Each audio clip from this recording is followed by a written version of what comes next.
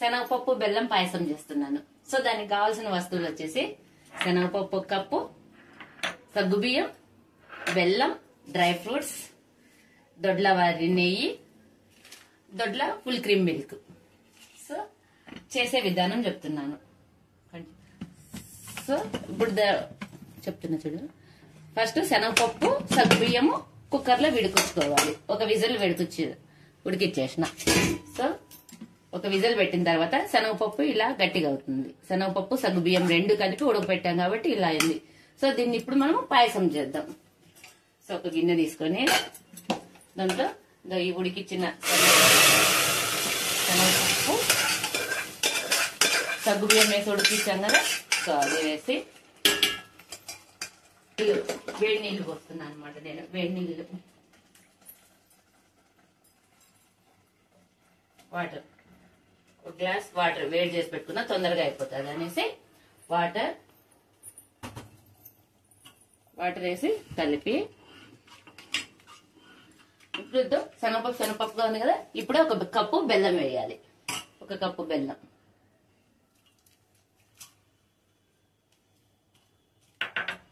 Cup బెల్లం వేసి బెల్లం బాగా కరిగేంత వరకు ఉడికించుకోవాలన్నమాట.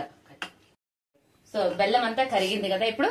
సో బెల్లం అంతా కరిగింది. బెల్లం కరిగాక దొడ్ల వాళ్ళని మిల్క్ పాలు కాంచి పక్కన పెట్టుకున్న Dodla milk full cream milk 1 cup Dodla milk పోసాము. దొడ్ల మిల్క్ వేసినాక ఇదిగో కాచి పోసిన దొడ్ల మిల్క్ పాలు వేసాక పాయసం ఇలా అవుతుంది. సో ఒక 5 నిమిషాలు ఉడకబెట్టి చిక్కబడిపోతుంది. చిక్కగా అయ్యాక మనం డ్రై ఫ్రూట్స్, ఇలాచీ పౌడర్ అన్ని వేసుకొని కలిపి దింపేసుకోవాలి. కాగాక డ్రై ఫ్రూట్స్ వేద్దాం మనం. సో డ్రై ఫ్రూట్స్ అంతవరకు డ్రై ఫ్రూట్స్ ఫ్రై చేస్తున్నాం.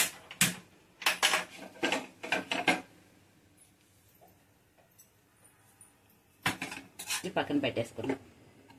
బాదం, జీడిపప్పు, బాదం, కిస్మిస్ అన్ని వేపేసి పక్కన పెట్టేసుకున్నాం అనమాట. సో ఇప్పుడు ఈ పాయసం కాగినాక ఉడికిపోయింది కదా. ఇగో ఉడికిపోయింది. ఈ పాయసం ఉడికిపోయింది కదా. సో ఉడికిపోయినప్పుడు ఇప్పుడు ఈ డ్రై ఫ్రూట్స్ వేసేద్దాం. కిస్మిస్,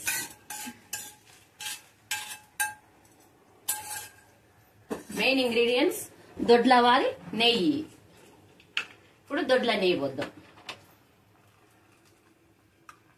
దొడ్ల నెయ్యి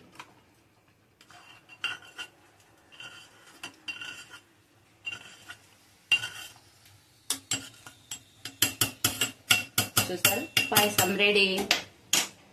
ఇంకా కావాలంటే ఫ్రూట్స్, డ్రై ఫ్రూట్స్ ఎక్కువ వేసుకోవచ్చు.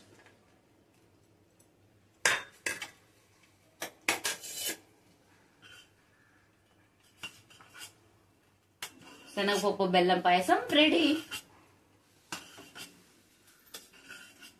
టేస్ట్ చేసి చెప్పండి ఎలా ఉందో. శనగపప్పు బెల్లం పాయసం చూస్తారా. డ్రై ఫ్రూట్స్ తేలుతూ ఎలా ఉంది. చూడ్డానికి చాలా బాగుంది కదా. టేస్ట్ చేసి చెప్పండి ఎలా ఉందో. నమస్తే.